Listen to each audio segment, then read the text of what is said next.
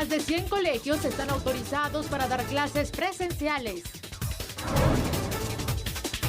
Instalan fuerza de tarea de interdicción aérea, antinarcótica y antiterrorista Fiat. Cuenta regresiva para la visita de Kamala Harris. Cafetaleros preocupados por la baja cantidad de exportación debido a la baja producción. Más de 30 cuerpos de migrantes que fallecieron en búsqueda del sueño americano han sido entregados por Conamigua. Muy buenas noches, gracias por acompañarnos. Llegamos al viernes y vamos a cerrar con broche de oro en la semana, analizando los temas de interés. ¿Cómo está, Julio? Buenas noches. Sandy, buenas noches. Ha sido una tarde lluviosa, una tarde de caos. Igual viernes, así es. Y nosotros estamos aquí listos en TN23 en A la Medida para los análisis. Pregunta, ¿es prudente el regreso a clases presenciales? Bueno, analicemos entonces esta situación. Comenzamos. Vamos.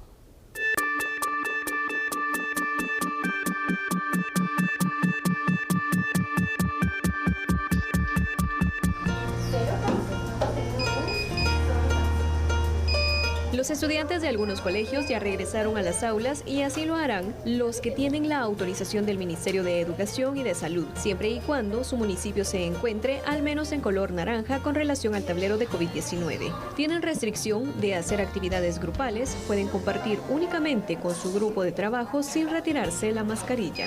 Van pasando por las estaciones de pediluvio, toma de temperatura, desinfección de manitas y luego pasan a la estación de desinfección de mochilas.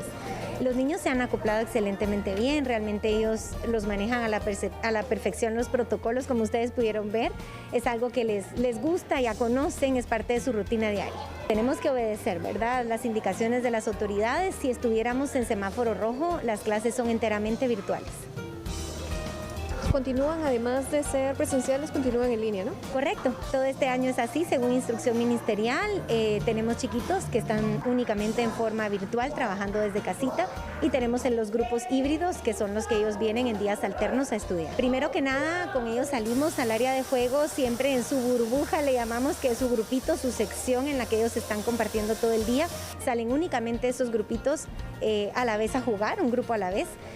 Y como les explicaba, pues con su gorrito y careta protectora para que puedan estar ellos seguros durante el juego.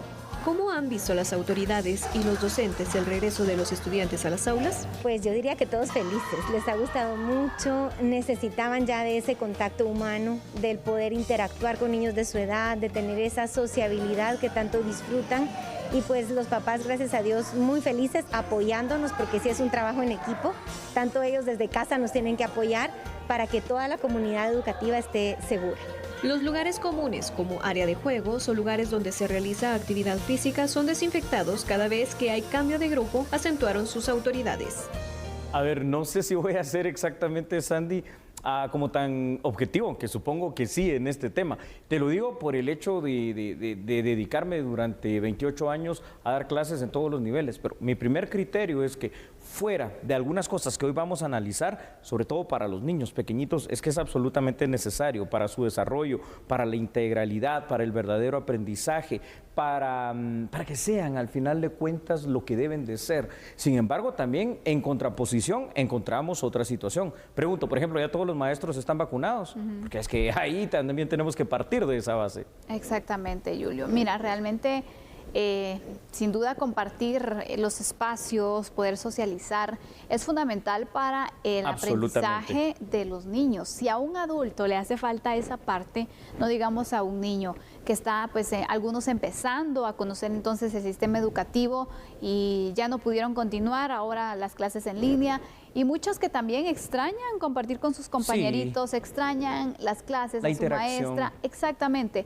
Lo virtual, sin duda alguna, no va a reemplazar lo presencial, porque es más efectivo, ¿no? Nunca, y ahí sí te lo sé decir con toda la experiencia del caso, sobre todo en países aquí como Guatemala, ¿no? Que recordemos que somos países todavía subdesarrollados, tercermundistas, deportistas, en muchas cosas, y aunque sí está esa virtualidad, para empezar no está para todos, porque si nos vamos a los sitios más remotos, y ayer lo veíamos precisamente, no llega esa virtualidad. Entonces, es aquí cuando vemos la necesidad, al menos en países como Guatemala, de la presencialidad en las clases, es decir, esa modalidad híbrida. Ahora, no nos vamos a engañar también nosotros mismos. Decir que en el 2021, es decir, en el presente año, se va a regresar completamente a las clases como las conocíamos antes del COVID-19, eso es falso. Es decir, se va a empezar a trabajar en algunos lugares, en algunos colegios. Ahorita aproximadamente 100 son los que lo pueden hacer y solo va a ser el inicio de este proceso. Quizás, solamente quizás, será para el 2022 cuando ya se pueda hablar de un retorno total a clases. Pero mientras tanto yo sí veo positiva la interacción. Totalmente, Julio. Mira, yo como exalumna te puedo decir que se disfrutan los momentos entonces en el salón, en las clases, donde puedes preguntar de mayor forma, ir resolviendo cualquier duda que se pueda tener, aunque en lo virtual se puede hacer, pero es un poco más incómodo, ¿no? Sí. O una situación también que necesitas tener los recursos óptimos para poder entonces aprender y para poder empaparte de todos esos conocimientos, porque si el internet te empieza a fallar, bueno, ya no escuchaste la clase, es un ruido comunicacional también. Así es, porque ahí puede ser que tú estés bien, que tengas toda la disposición, que pagues el internet y toda la situación, pero te falla un dispositivo porque se pueden arruinar, te falla el internet porque algo puede pasar en ese sector, en esa zona, en ese sitio, simple y sencillamente se perdió la clase. Así que vamos a ver, vamos con datos, a ver este tema, ¿cómo le parece a usted?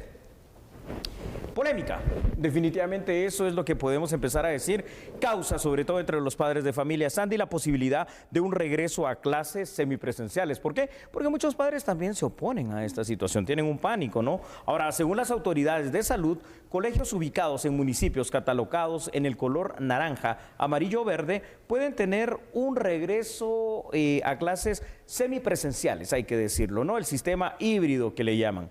Para que esto suceda, hay toda una serie de requisitos también, Sandy, que el Mineduc exige y que los colegios deben de cumplir. Por otra parte, hay que recordar que para el desarrollo social completo de un niño en esa temprana edad, sí es necesaria la convivencia. Y es que al final de cuentas también preocupa el tema educativo, ya que estamos teniendo generaciones que están presentando dificultades muy serias en el aprendizaje y estamos engañando, literalmente estamos engañando a estas generaciones, porque ahora resulta que se obtienen muy buenas notas, pero resulta que también quien está haciendo los trabajos, las tareas y eso, ya no son tanto los niños, sino que son muchas veces los padres que han tenido que constituirse en maestros sin ser maestros y han tenido que suplir muchas de esas situaciones, y no solo en la modalidad virtual, ese es en el mejor de los casos, Andy, porque muchas veces se hace a través de guías preparadas, físicas, que al final de cuentas todavía representan una debilidad mayor, ¿no? La virtualidad por lo menos te permite interactuar en ese momento. Totalmente, Julio. Sabemos que, pues bueno, esto genera polémica sin duda alguna, pero también creo que si los padres de familia no están de acuerdo, que no envían a sus hijos, porque no es obligación que los envíen. Ahí está la cuestión. Están las dos modalidades. Quienes quieren enviar a sus hijos a estudiar con estas medidas de bioseguridad, que por cierto el Ministerio de Educación, para que un establecimiento educativo empiece a funcionar de esta forma, lo está autorizando. Sí. Entonces, también los padres de familia pueden mantenerse vigilantes de que se cumplan las normas de bioseguridad. Y si pues tienen miedo, pues bueno, que continúen entonces con el sistema virtual, porque los establecimientos educativos lo tienen.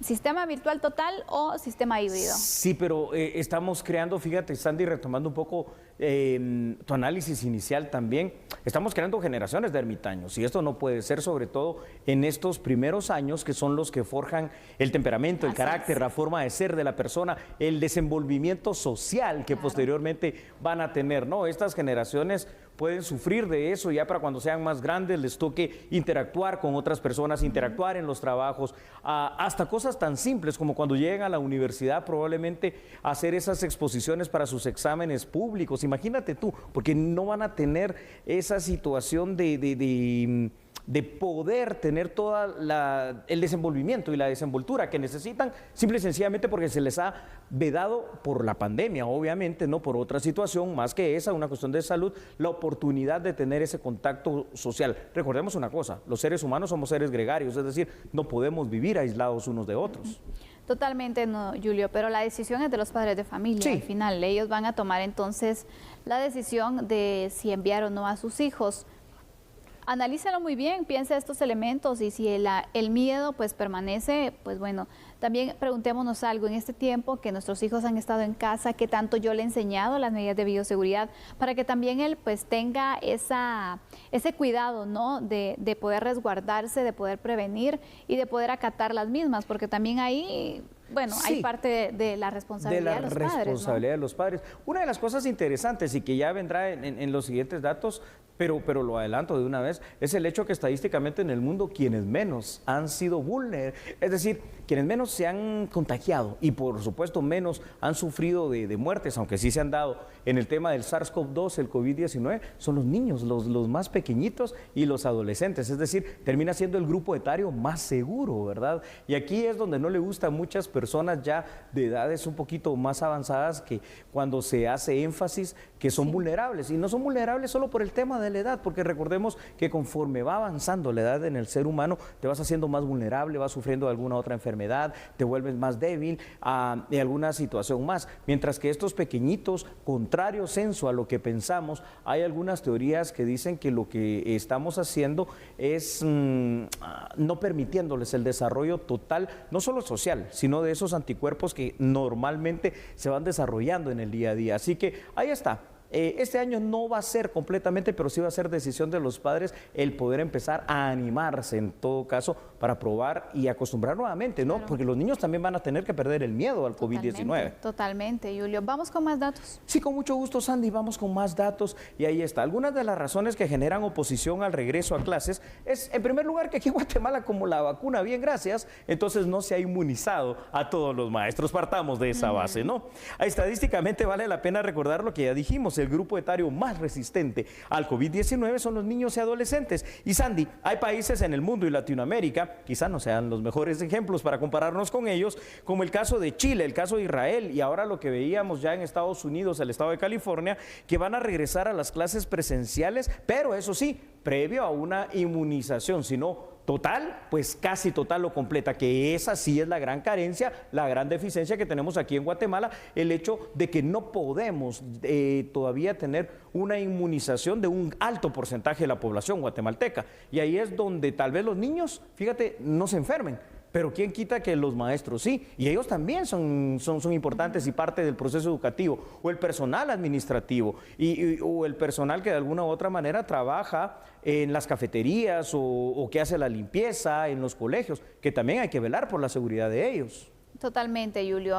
Sabemos que va a ser un gran reto iniciar con este tipo de proceso educativo, que también para los establecimientos es algo nuevo, ¿no? Así es. En el cual pues esperamos que ya tengan un protocolo de prevención para COVID, incluso de atención, te diría, para poder entonces determinar qué pasaría si, formar ciertos escenarios para estar preparados ante pues distintas circunstancias que se podrían presentar. Ahora, yo te digo algo, puede ser que muchos padres, y tienen toda la razón, yo no me opongo a eso, digan este año, no, yo no los mando aunque se pueda a esas clases híbridas, prefiero que sigan en la virtualidad. Está bien, pero el próximo año van a tener que regresar a clases, entonces creo que sería un buen momento para iniciar. Mientras tanto, nosotros el tema lo dejamos aquí. ¿Para qué? Para que las conclusiones, con esto que hemos dicho, las saque usted. Exacto. Pero, por ejemplo, en el caso mío, yo sí creo en el regreso paulatino a las clases, en esta modalidad híbrida.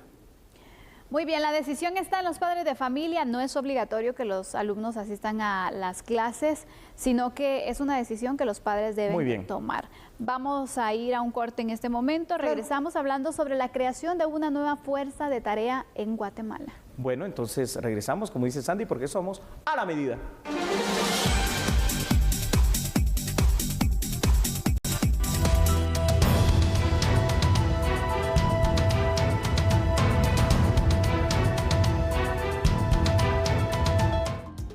La fuerza está integrada por Gobernación y el Ministerio de la Defensa Nacional. Su objetivo es interceptar por vía aérea el transporte de narcóticos, también dar apoyo a operativos terrestres para el decomiso y destrucción de cultivos de droga y comercialización y tráfico de precursores.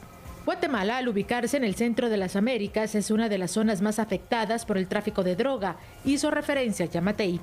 El mandatario explicó que se estima que el 90% de las drogas producidas en Sudamérica pasan por algún lugar de Centroamérica antes de llegar a los Estados Unidos. El embajador de Estados Unidos, William Popp, señaló que el proyecto es un reflejo de las relaciones bilaterales para hacerle frente a la lucha contra el narcotráfico y las organizaciones transnacionales. Guatemala cuenta con 77 personas que han sido certificadas internacionalmente bajo altos estándares de aviación, siendo logística de aviación, gerencia de aviación, despachos de vuelo, oficiales de seguridad, pilotos aviadores, pararescatistas, Fuerza de Reacción Inmediata Halcones y también próximamente la Fiat. Tal vez sea importante para iniciar este análisis, Sandy, televidentes, decirlo de una manera así todavía más clara. Quizá ese 90% de la droga no es que pase por algún lugar de Centroamérica, pasa por Guatemala. Es que este es el corredor de conexión entre Sudamérica y los cárteles mexicanos para la droga. Nos guste o no nos guste, nuestro territorio es hoy el más utilizado después de México para el trasiego de drogas hacia Estados Unidos. Ojo, que Estados Unidos aquí es el principal culpable porque es el principal consumidor, eso también hay que decirlo, ¿no? Y aparte Guatemala ha ido pues cambiando la forma de operar por medio del narcotráfico, porque no solamente es el país de paso, sino que incluso se ha convertido en un país productor, porque se han encontrado también varios narcolaboratorios que evidencian esta situación, Julio. Sí, Sandy, y a esto hay que sumarle otra cosa, ¿no? Que lamentablemente cuando tienes un país que es de paso, de almacenaje y de distribución, que produce droga, tanto natural en menor cantidad, pero de alguna manera significativa y sintética en mucha cantidad en narcolaboratorios clandestinos, al final de cuentas te vuelves también un país consumidor, porque esa es la otra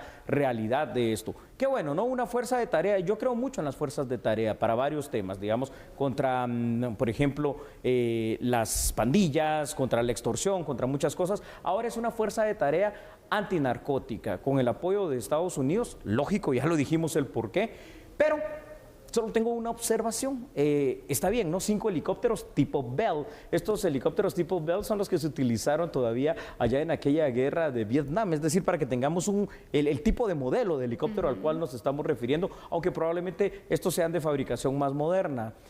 Y los narcotraficantes usan jets, es decir, ¿podremos interceptarlos a través de estos helicópteros? No lo sé, esto habrá que explicarlo de una mejor manera por parte de esta fuerza de tarea, pero por lo menos es un avance que ya hayan 5 helicópteros Bell donados por Estados Unidos, que no teníamos. Exactamente, mira, realmente creo que la capacidad del narcotráfico para poder operar va a ser mayor que la del Estado, porque genera mucho dinero. Es evidente. Y lo pueden invertir, y muestra de ello es que cuando queman las avionetas no les importa perderlo, porque bueno, ya lo importante aquí es poder seguir operando. Y en este caso, por ejemplo, que Guatemala ya tenga estas aeronaves... Es un avance. Es un avance, porque ¿cómo estaban combatiendo el narcotráfico antes? Las tenían que derribar, ¿y desde dónde? Desde tierra. ¿Y con qué? Y luego interceptarlas es complicado, ¿no? Porque los radares lo pueden captar, pero el hecho de que no tengas aeronaves para poder pegarte, para poder advertir, para poder cuidar el espacio aéreo, pues es un gran hándicap. De hecho, te digo algo, ¿no? Y eso es bastante vergonzoso. Cuando uno revisa los estándares latinoamericanos, solamente me estoy refiriendo a los latinoamericanos, la Fuerza Aérea Guatemalteca es una de las más pequeñas, una de las más obsoletas y al final de cuentas una de las más débiles en ese sentido. Ahora, este convenio entre Estados Unidos y el Estado de Guatemala para esta nueva fuerza de tarea incluye también una cooperación interinstitucional, que es la del Ministerio de Gobernación, porque estos helicópteros Bell fueron donados a la Policía Nacional Civil, pero los radares están manejados y controlados por el Ejército, es decir, aquí tiene que haber esa coordinación forzosamente entre ambas fuerzas. Totalmente. Es importante que las instituciones que ven los mismos temas, en este caso tienen la lucha frontal contra las estructuras criminales, puedan unificar esfuerzos, Julio, para poder entonces tener mayores resultados. Porque es un trabajo en conjunto, es una misma misión que se tiene, y entonces actuar de forma aislada creo que no conviene. Se va fortaleciendo con equipo a con la creación de esta fuerza de tarea especializada. Entonces esperamos que también se van a tener resultados, porque también hay que decir algo, se han tenido decomisos, se han tenido pues distintos resultados positivos en operativos que se han realizado en contra del narcotráfico. Correcto, pero se puede hacer muchísimo más y hace falta muchísimo más qué hacer. Así es. Antes de ver los primeros datos, tal vez este sea el primer escalón o el primer peldaño para tener después jets también que nos puedan permitir ponernos de tú a tú y a la par para hacer descender esas aeronaves del narco o derribarlas en el aire. Exactamente. Pero por lo menos ya haber presencia policial en los cielos guatemaltecos. Vamos con los primeros datos para usted sobre este tema y ahí están en pantalla. Guatemala es el punto de conexión más utilizado entre Sudamérica y México para el trasiego de droga a Estados Unidos. Sandy, una de nuestras principales debilidades es que hasta el momento no hemos podido resguardar nuestro espacio aéreo. Detectamos las trazas, pero solo las vemos y cuando llegamos, la droga ya se fue. Guatemala cuenta con una fuerza aérea débil y también obsoleta en Latinoamérica, razón por la cual el narcotráfico aprovecha ese tema para la utilización de aeronaves que se dedican al trasiego de la droga. Ahora, pues yo creo que esto ya se ha hecho evidente. Y qué bueno, sabes, que hayan sido donadas por Estados Unidos, porque aquí viene otra cosa, es decir, es bien importante saber que cuando se quieren comprar aparatos, como en este caso jets que se quiso hacer anteriormente, que tal vez no eran los mejores jets, también hay que decirlo, pues siempre hay mucha oposición, pero es que si no, no vamos a poder combatir este tema. Y Estados Unidos, vuelvo a recalcar, Sandy, tiene un papel aquí importante, porque por ellos es que pasa la droga en nuestro territorio, por es el gran mercado. La alta demanda que tienen, ¿no? Sí. Es muy importante poder atacar esas debilidades que como país tenemos en cuanto al narcotráfico, porque esas debilidades pueden ser bien utilizadas por las estructuras criminales para poder irse fortaleciendo y después de eso, pues bueno, ¿quién los va a detener, no? Por eso es fundamental que se haya iniciado con este procedimiento, pero ¿cómo poder fortalecerlo? Aparte de las aeronaves que tú ya mencionabas que se pudieran pues ir obteniendo, pues ya con el tiempo te diría, ¿qué más estrategias o qué se puede hacer para poder fortalecer entonces este esfuerzo de la lucha contra el narcotráfico? Muy bien, muy bueno. Esto vamos a verlo si quieres en datos y ahí vamos a proyectarlos en pantalla en este momento. Muchísimas gracias a nuestra producción. Con la cooperación y el apoyo técnico de los Estados Unidos se instaló esta fuerza de tarea que, aparte de la colaboración estadounidense, requiere entonces también la cooperación interinstitucional del Ministerio de Gobernación y el Ministerio de la Defensa. Ya eso es bueno y es positivo. Habrá que ver también cuáles van a ser los resultados, pues si es absolutamente necesario contar con aeronaves más modernas que puedan interceptar los narcojets. Entre los retos y resultados esperados será el control aéreo de departamentos, por ejemplo, como el Petén, solo por ejemplo, y las demás rutas del narco aquí en la costa sur. Ahora, ¿no te das cuenta de una situación? Todo esto está pasando, y te digo todo esto, ahorita lo de la fuerza de tarea, la donación de estos 5 helicópteros para la Policía Nacional Civil, el hecho de que van a venir empresas aquí a Guatemala a invertir días antes de que venga Kamala Harris. Yo creo que esto tiene una correlación muy directa con esa visita también de la vicepresidenta, quiero decir, estadounidense.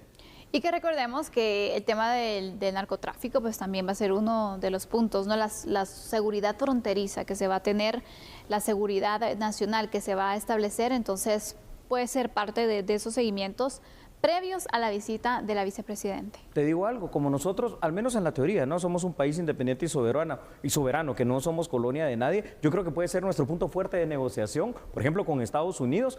Controlen la migración ilegal, claro, está bien, perfecto, creemos las condiciones y ayuden a crear esos puestos de trabajo, pero también entonces ayuden a estos nuestros países que no tienen nada que ver, pero que sí somos receptores de este tema de ser país de paso de la droga por ese consumo que ustedes tienen. Yo creo que ahí es donde tenemos que ponernos en ese nivel, ¿no? Y hacer respetar esa situación del Estado de Guatemala. Aquí podemos pedir todavía más apoyo, más cooperación y deben de darse. Porque hay una pregunta que a mí me parece muy interesante. Siempre que hablamos de los grandes capos de la droga, hablamos de capos latinoamericanos. Pero pregúntese usted en casa, y lo pregunto aquí, Sandy, ¿y acaso no hay capos estadounidenses? Si la droga va allá, tienen que existir. ¿Y por qué de esos no se sabe nada, ni se dice nada?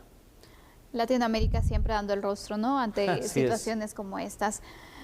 Bueno, sin duda alguna era necesario que Guatemala pudiera establecer una fuerza de tarea de este tipo. Eso es cierto. Cuyas pues funciones principales están allí, pero también deberán irse expandiendo, ¿no? Y dando a conocer un poco más cuál será ese actuar. Aparte de eso, ¿qué trabajo de inteligencia o qué mecanismos de inteligencia van a poder tener para verificar? Porque no solamente son aviones, no solamente pues es crear una fuerza de tarea, es una serie de elementos que pueden entonces ayudar a tener pues mayores resultados. Y quisiera que tú nos dijeras eso, Julio. Sí, Sandy, esto es una situación bien compleja, ¿sabes? Porque ni siquiera las grandes potencias han podido erradicar el tema del narcotráfico. Entonces, aquí lo que tenemos que hacer, primero, es un trabajo de inteligencia, que tiene que ser un trabajo regional, te diría yo, para detectar primero las rutas, detectar los cárteles, detectar los grupos aquí en Guatemala, que muchos de ellos ya se saben dónde operan, y obviamente empezar a armar toda una serie de operativos que permitan primero la interceptación, que permitan luego la erradicación de las plantaciones de droga natural que hay aquí, que permitan también la erradicación de los grandes laboratorios y pequeños laboratorios que producen la droga sintética, y que permitan de alguna manera ir poniendo tras las rejas también a todas las personas que se dedican a esto, que colaboran con el trasiego de la droga. Pero esa es una labor titánica, Sandy. Eso es demasiado difícil. Este es un primer paso, necesario sí, y esperemos que ahora pues tengamos muchísimos más. Por supuesto, le hemos presentado entonces esta nueva fuerza de tarea, cómo pues Estados Unidos está apoyando a Guatemala con esta primera donación y el apoyo para la creación. Ahora también el trabajo pues queda en manos de Guatemala, ¿no? Que pueda utilizar de buena forma y de forma efectiva estos recursos para tener esos resultados que esperamos también como guatemaltecos y que sin duda alguna pues Estados Unidos espera, ¿no? Sí, definitivamente que así es, Sandy. Pues bueno, ahí está este tema. Como siempre, las mejores conclusiones, se lo decimos, usted las tiene. Pero sí vemos con ojos positivos el hecho de que se esté trabajando en algo que es preventivo, la creación de una fuerza de tarea y que hayan ya al menos 5 aeronaves para esto específicamente. ¿Se logrará entonces reducir el narcotráfico en nuestro país? ¿Cuáles serán los resultados que se pueden ir teniendo? Vamos a darle seguimiento a esta noticia para que ustedes también conozcan los resultados y lo efectivo que puede ser la fuerza de tarea. ¿Concluimos entonces ese tema? Correcto. Y al terminar este tema, pues regresamos en unos instantes con la cuenta regresiva de la visita de Kamala Harris a Guatemala. No cambie porque somos a la medida.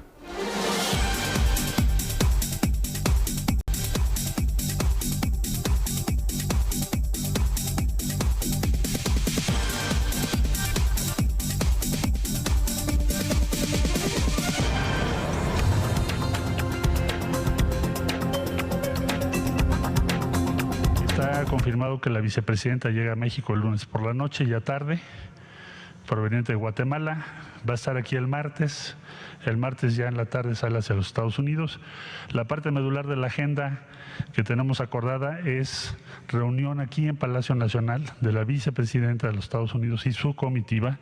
Primero tendrá un diálogo con el señor presidente de la República y después tendremos una reunión aproximadamente de hora y cuarto, hora y media, de ambas delegaciones. Y los temas de agenda que se han acordado primordialmente tienen que ver con lo que el señor presidente López Obrador ha venido proponiendo, insistiendo, de que nos pongamos de acuerdo para acelerar el crecimiento, la inversión y el bienestar social en el sur de México y en Guatemala, Honduras y El Salvador, para que la migración sea opcional y no obligada por la pobreza o por la inseguridad. Ese es el tema primordial que vamos a tener, aunque probablemente se toquen otros temas si así lo considera conveniente, señor presidente.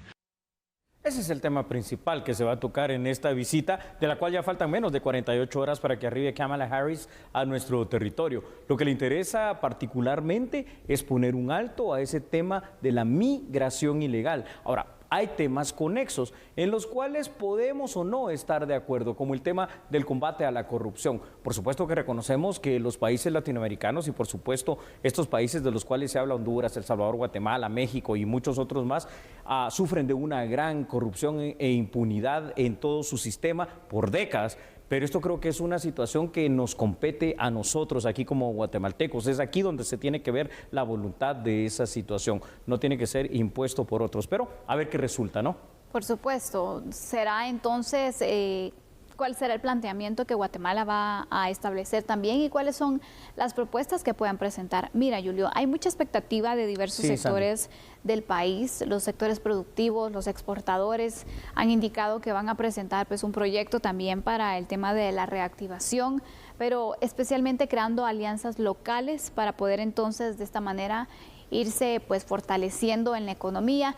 Hay otros sectores que también quieren presentar entonces sus propuestas y será el gobierno central el que tendrá entonces la coordinación de todos estos proyectos para que la vicepresidenta también los conozca y ver de qué forma se pueden crear esas alianzas estratégicas, ¿no? Tienes toda la razón. Me gustó la claridad de las palabras casi finales del canciller mexicano Marcelo Ebrard, es decir, el hecho de que hay que crear las condiciones en México, Guatemala, El Salvador y Honduras para que la migración sea una opción, no una obligación derivada de la pobreza. Ahí es donde está el verdadero punto clave para poder combatir este tema, que es el que le interesa a Kamala Harris en esta visita. Y es lo que nosotros también necesitamos, pero ya lo hemos dicho muchas veces, ¿verdad? Los primeros interesados y los primeros preocupados por ese tema de tratar de combatir y disminuir nuestras grandes brechas sociales y problemas estructurales como sociedad guatemalteca somos nosotros, es decir, no solo la sociedad, sino que nuestro gobierno, y lo mismo en El Salvador, Honduras y México. Ahora pues veremos dentro de esta expectativa en la parte económica, en la parte de inversión y en la parte de algún otro apoyo que esperemos no sea condicionado a ciertas condiciones que no sean beneficiosas para nosotros como país, pues qué es lo que va a pasar con la visita de la vicepresidenta estadounidense. Así es, Julio, pero mira, ¿qué prioridades va a dar Guatemala? ¿Qué prioridades tiene Estados Unidos? Yo creo que de Estados Unidos ya hay pues también los temas, ¿no? Pero lo que no hemos pues profundizado muy bien. ¿Cuál es nuestra agenda? Exactamente, nuestra propia agenda, que creo que es muy importante, ¿no? Sí, ya sabemos, Estados Unidos, agenda, migración, deténganla, es lo que nos, en pocas palabras, lo que nos van a decir, la prioridad. Nosotros, ¿qué es lo que queremos? Queremos desarrollo, queremos inversión, queremos creación de trabajo y queremos, y yo no sé de verdad, vuelvo a repetir si esto está en la agenda, al menos para Guatemala es muy importante el hecho de mejores condiciones para los guatemaltecos que están allá, porque eso también es importante. ¿Te parece si vamos con datos? Vamos con datos. Ahí está, entonces vamos por favor en pantalla los primeros datos. Cuenta regresiva, ¿no? Para que venga Kamala Harris. Expectativa, ese es el ambiente que se vive en el ámbito político guatemalteco por la visita de Kamala Harris. En estos días previos a esta visita ya se han iniciado acciones concretas de cooperación bilateral. Asimismo, gran parte de la comitiva que acompaña a Harris ya se encuentra en territorio guatemalteco. Es evidente que el tema principal para los Estados Unidos de América va a girar en torno a detener la migración ilegal hacia ese país. Y es ahí donde nosotros recalcamos que, bueno, entonces vamos en una situación de negociación, en un gana-gana. ¿Quieren que detengamos la migración y que les ayudemos a cooperar en eso? Ayúdenos entonces en lo que nosotros necesitamos, no en lo que ustedes nos impongan, sino lo que necesitamos. Y ya lo dijimos, no es ningún secreto para nadie. Creación de empleo, creación de bienestar, creación de desarrollo. Totalmente. Julio, yo quisiera saber, y será interesante poder establecer cómo Guatemala se va a organizar para poder tener estos encuentros, porque la vicepresidenta viene por corto tiempo, ¿no? Viene el domingo, el lunes pues ya tiene temprano su agenda con diversas actividades y en la noche ya va para México. Aprovechar ese tiempo que se encuentra acá para poder concretar ya algunos planes y proyectos va a ser muy importante, pero ¿cómo se va a organizar Guatemala? Porque la comitiva de ellos ya está, ¿no? Donde vienen empresarios, donde vienen pues distintos representantes, son aproximadamente 300 personas las que conforman esta delegación. Guatemala, ¿cómo va a estar organizada? Es decir, ¿se tendrá a empresarios, se va a tener a ciertos sectores? Porque no se ha dado a conocer mucho también. Seguro que sí, pero no se ha dado a conocer. Y básicamente por el corto tiempo, te digo, es decir, Guatemala, El Salvador, Honduras, en este caso Guatemala y México particularmente, ¿no? Por esta visita tan corta, van a ser receptores. ¿Receptores de qué? Receptores de lo que traigan Kamala Harris y su comitiva. Y probablemente algunos cortos, pero muy cortos espacios para nuestro sector empresarial, para algún sector político, probablemente, obviamente el gobierno en este caso, y para algún intercambio de ideas. Ahí es donde se ve que es una visita tan expresa y con tantas personas que vienen con Harris. Hay expectativa, pero yo creo que también tenemos que tener cierta claridad, Sandy. Va a ser realmente una situación de venir a dejar instrucciones, literalmente. Es que así es como tenemos que verlo, es decir, señores, frenen la migración, y para frenar la migración nosotros traemos esta y esta otra propuesta. De hecho, se tiene previsto inclusive la firma de convenios bilaterales con Guatemala y con México, orientados hacia este aspecto. Por eso te digo, más que todo, si lo vemos de esa manera desapasionada y objetiva, es una serie de instrucciones a recibir. Se habla de 2 acuerdos en específico que se pueden firmar, entonces no sabemos si van a existir más, pero esos son los que se han dado a conocer. Pero también dependiendo de los acuerdos que se vayan a firmar, Julio, yo creo que también necesita el compromiso de los distintos sectores. Sí. Es decir, bueno, el acuerdo es para la reactivación económica por medio de la generación de empleos. Estamos bien en eso. Muy bien, pero muy bien. ¿qué necesito yo para poder entonces generar esas condiciones para que inversionistas puedan establecerse, para pues poder atraer también la misma inversión? ¿Qué necesito? Ya hemos hablado de este tema. La seguridad, bueno, compromiso de las fuerzas de seguridad en este caso. La certeza jurídica. La certeza jurídica, bueno. El sector justicia tiene que estar allí. Debería estar ahí como parte también. No lo sabemos. Pero sí debería también. ¿Qué pasa? ¿Por qué no ha fluido esa información de parte nuestra? Porque fíjate cómo es esto de paradójico. Conocemos más de quienes van a venir acompañando a Kamala Harris, precisamente que de esa agenda de contrapropuesta que en teoría deberíamos de tener y de esa situación en la cual, cuáles van a ser los actores que nos representen como Estado, como país. Todavía no se da a conocer, ¿no? Son muchas las peticiones, yo creo que todos los sectores quisieran hacer sus propias peticiones, pero ¿dónde está la concentración de eso? Sí, no. Porque igual, si no se puede, porque sabemos que demasiada gente también, bueno, que se concentre en las propuestas, que se haga un compendio al final de estos proyectos para que se puedan exponer y aprovechar también ese espacio corto que se pueda tener para la exposición y ver de qué forma también pues llama la atención de Estados Unidos y quien quita pues deciden apoyar alguno de estos, ¿no? No hay peor lucha que la que no se hace y en este caso Guatemala no se tiene que dormir. No, para nada, al contrario, es que el papel de un Estado tiene que ser siempre propositivo. Claro.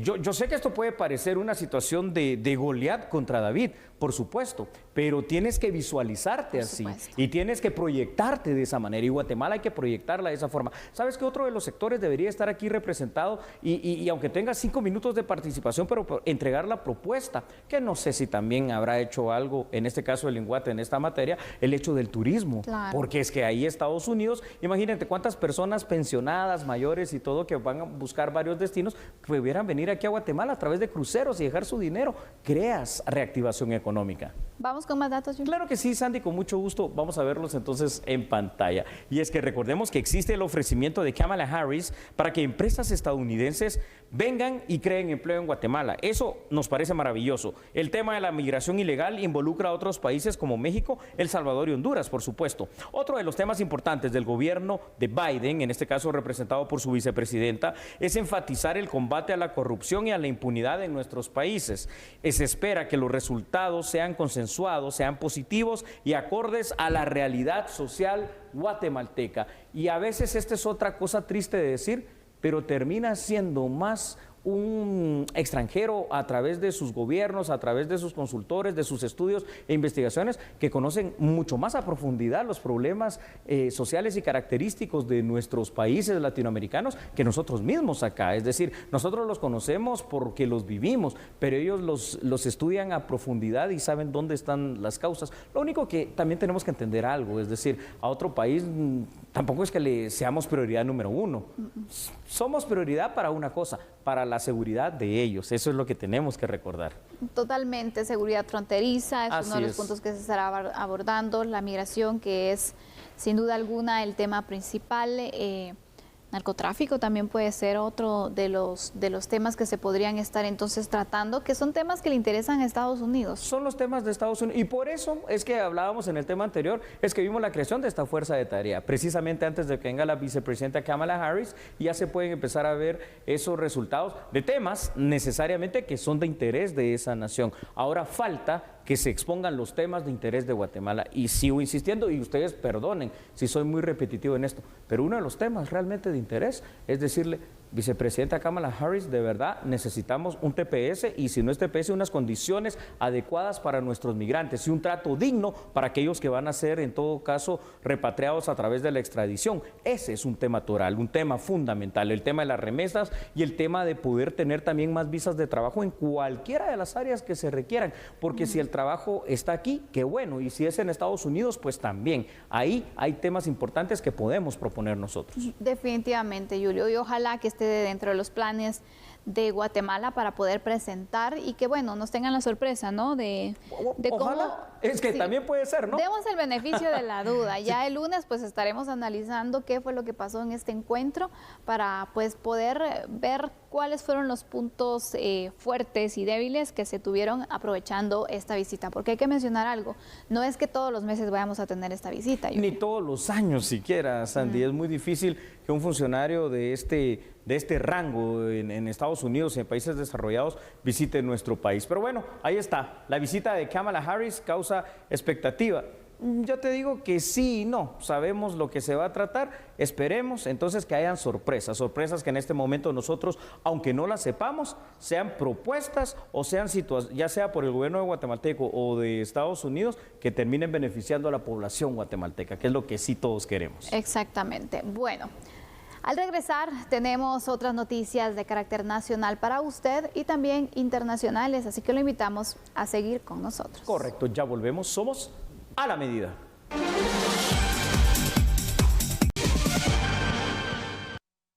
Y aquí estamos de vuelta en A la Medida, las noticias de carácter nacional. ¿Sabe usted que la cantidad de café y de producción de café de alta calidad de exportación se ha visto reducidas a cantidades que ya no son beneficiosas para el sector cafetalero guatemalteco? Bueno, aquí tiene la información en A la Medida.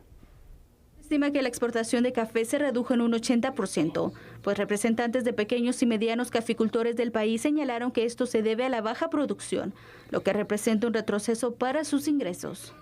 Es lamentable, antes exportábamos más café, puedo decirle que 10 millones de sacos y hoy escasamente 2 millones posiblemente, ¿verdad? Entonces, es baja la cantidad de café que estamos produciendo y lamentablemente los que estamos produciendo, la cantidad de café que se produce en todo Guatemala, somos pequeños y medianos productores, ¿verdad? Entonces es la situación en la que nosotros nos encontramos en este momento es mala, ¿verdad? Porque se está pagando, estamos vendiendo nuestro café como lo vendíamos hace mucho tiempo, ¿verdad? Y las condiciones para producir café son distintas, ¿verdad? La falta de acceso a mejoras tecnológicas para incrementar la producción del café ha afectado al sector, situación que esperan que se mejore con la aplicación de la Ley de Reactivación Económica del Café. De 308 millones de dólares que el MAGA y el Ministerio de Finanzas deben desembolsar para el fideicomiso, solo se han abonado recientemente 3 millones de quetzales. De acuerdo a las cuotas como establece el decreto 12-2013 sobre el fideicomiso apoyo financiero para los productores del sector cafetalero, que se prorrogó hasta el 2051. Solo reiterando que estamos utilizando el artículo 5 del 12-2013 y ahí habla que el organismo ejecutivo podrá trasladar al fideicomiso de apoyo financiero del sector cafetalero según disponibilidad de las fuentes financieras recursos provenientes del presupuesto general de ingresos y egresos del Estado a través del Ministerio de Agricultura, Ganadería y Alimentación hasta completar el monto de los 100 millones de dólares de los Estados Unidos de América del patrimonio efectivamente trasladado. Y tras el paro de labores en Puerto Quetzal y también Puerto de Santo Tomás de Castilla, sindicalistas se reunieron con diputados al Congreso de la República. El rechazo a la ley reguladora del sistema portuario que avanzó en su primera lectura en el Congreso de la República ha causado malestar en sindicalistas de la portuaria Quetzal y Santo Tomás de Castilla, tanto que lo llevó a la paralización de labores por algunas horas. Tras estas acciones, los líderes sindicales se reunieron con el presidente del Congreso, Alan Rodríguez, y demás diputados, donde acordaron establecer una mesa técnica para analizar a profundidad la propuesta de la iniciativa 5545. La propuesta de ley busca establecer la Comisión Portuaria Nacional como ente regulador de puertos en el país, que se encargará de normar, regular y supervisar las operaciones portuarias, situación a la que se oponen sindicalistas pues consideran que dañaría la autonomía que actualmente gozan los puertos. Contar con esta figura, según los que apoyan la iniciativa, aportará beneficios para la calificación que dará la Guardia Costera de los Estados Unidos en julio próximo durante su visita de verificación, lo que contribuirá para cumplir con los requerimientos de la Organización Internacional Marítima y que Guatemala continúe la exportación de productos hacia el país del norte. Lamentable, pero es una noticia que hay que dar. Más de 30 cuerpos de migrantes guatemaltecos que han ido en búsqueda del sueño americano han sido entregados por Conamigua a los familiares de ellos. Pues esta situación es la que le vamos a presentar en la siguiente información. Unos logran llegar, otros mueren en el camino. Esto se aplica a 2 migrantes guatemaltecos que fallecieron esta semana en San Luis Potosí, México, en un accidente de tránsito. A esto se suma la localización del cadáver de una mujer en la zona desértica de Yuma, Arizona, y que según autoridades de dicha localidad se determinó que es una guatemalteca de 20 años por los documentos que portaba. Al respecto, Conamigua coordina los procedimientos de entrega de los cuerpos de los fallecidos con Cancillería. En este año se han entregado 32. Actualmente hay casos anteriores, como la lamentable tragedia de Tamaulipas. Nosotros con Conamigua hemos estado siempre brindando toda la disposición y atención a las familias guatemaltecas. En este caso, como es tema internacional, le compete al MINEC la repatriación. Nosotros con Conamigua nos encargamos de darle la atención a aquellas familias para el traslado de Fuerza Aérea Guatemalteca hacia la comunidad de origen, prestándole obviamente un cepel y una carroza, la carroza, el transporte y todos los trámites en Convex para retirar el cadáver y trasladarlo a su comunidad de origen. Actualmente Conamigua tiene aproximadamente un apoyo de 32 fallecidos, si no estoy mal, no es dato oficial porque no tengo los datos acá en este momento, pero solo recordemos en enero, al momento que tuvimos posesión, fue la primera solicitud, que fueron 16 fallecidos. El Ministerio de Salud indicó que quienes ya recibieron la primera dosis de la vacuna Sputnik V deben esperar 90 días para la segunda. En los centros de vacunación contra COVID-19 del CUM y de algunos de la zona 16 se ha aplicado la vacuna Sputnik V desde inicios de la segunda quincena de mayo. El encargado del CUM en la zona 11 refirió que todos los que ya recibieron esta deben esperar los 90 días que indicó el Ministerio de Salud. Inicialmente nosotros sí estábamos trabajando en esa modalidad de citar a las personas en 3 semanas, pero la semana anterior, el día viernes, si no estoy mal, se nos informó de que se iba a cambiar el periodo de aplicación de la segunda dosis, que iba a ser de entre 10 y 12 semanas, o sea que el promedio de 90 días, el máximo, ¿va? Pero sí revisamos la literatura y sí está acorde a los espacios que puede tener la aplicación de la segunda dosis. En ese sentido, ¿cómo es la efectividad, digamos, en la diferencia de los 21 días con ahora los 90? Sí, no, la efectividad sigue siendo buena. Recuerde que con la vacuna que teníamos anteriormente, mientras más prolongada fue el espacio entre la primera y segunda dosis, el nivel de inmunidad se encontró un poquito mejor. ¿Cómo están en temas de vacunas por el tema del proceso también que lleva de descongelación? Estamos abastecidos. El día de ayer subimos suficiente cantidad de vacuna. Creo que tenemos bien para cubrir toda esta semana y parte de la otra antes de ser reabastecidos de nuevo. Por el momento no se aplicará la segunda dosis de Sputnik V y se continuará con la inmunización de la primera dosis.